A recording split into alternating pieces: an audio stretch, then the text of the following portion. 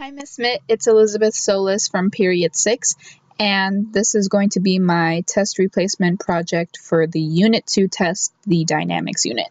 So this problem is from an AP Barron book, and it is a free response question, and it is from the Forces and Newton's Laws of Motion section.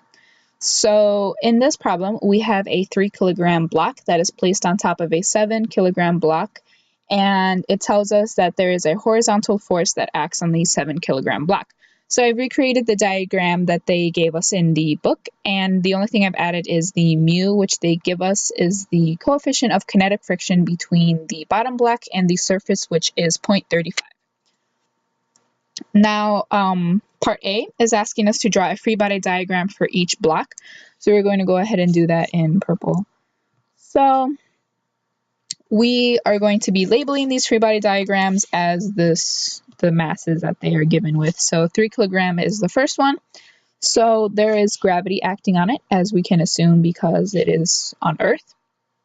There is always gravity on it. And then there is an equal force of the normal force, which balances out the gravity. So now we have to do the 7 kilogram block, which also has gravity. So we're going to do mg, and then we have Fn, so equal forces. This block has the force applied, so we're just going to go ahead and do that. And there's also some friction acting on it because it gives us mu. So we're going to do a smaller one, a smaller arrow, and we're going to do the friction with a script F.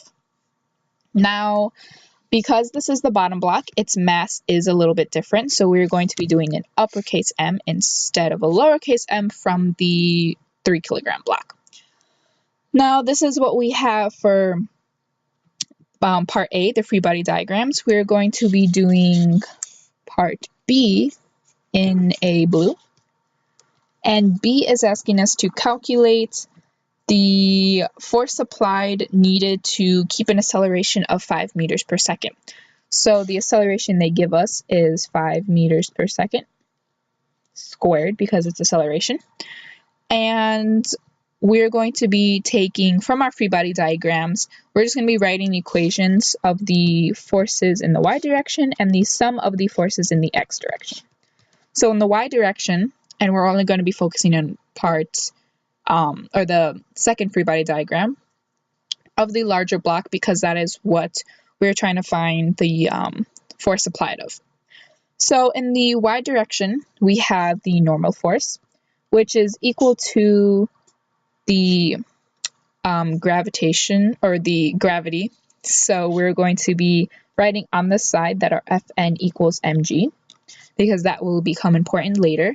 And since they're in opposite directions in this free body diagram, we're just going to be subtracting them. So forces in the x direction, we have a large F applied.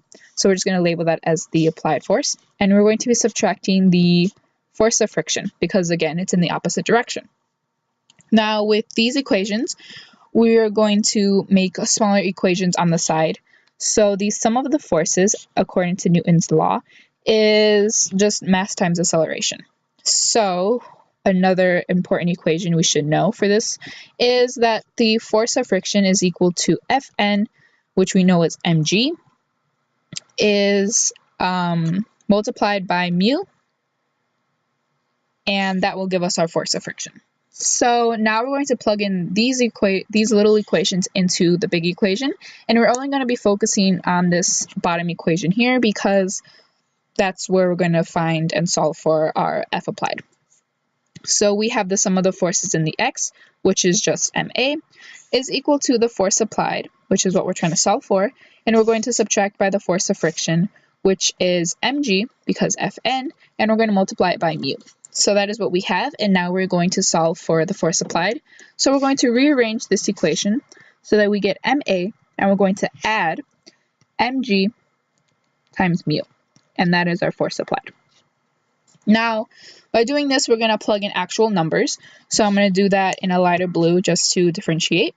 And we have the mass. Since it is on the bottom, we have to add the top and the bottom in this system. So for this system, the total mass is going to be 10. So we're going to do 10 and we're going to multiply by the acceleration they gave us, which was 5. And we're going to add the mass of 10 multiplied by gravity, which is 9.8 here, and we're going to be doing mu. And mu they give us is 0.35. And together this will equal our force applied. So once you do the math and everything, you will get that the force applied is equal to about 84.3 newtons. Because it is a force, we measure it in newtons. And that is our force. Now on to part C. We're going to be doing this in green. And we are trying to find the minimum static friction necessary to prevent the top block, the 3 kilogram block, from slipping. So by doing this, we are going to be taking this friction equation. So we're going to have the force of friction is equal to mg times mu.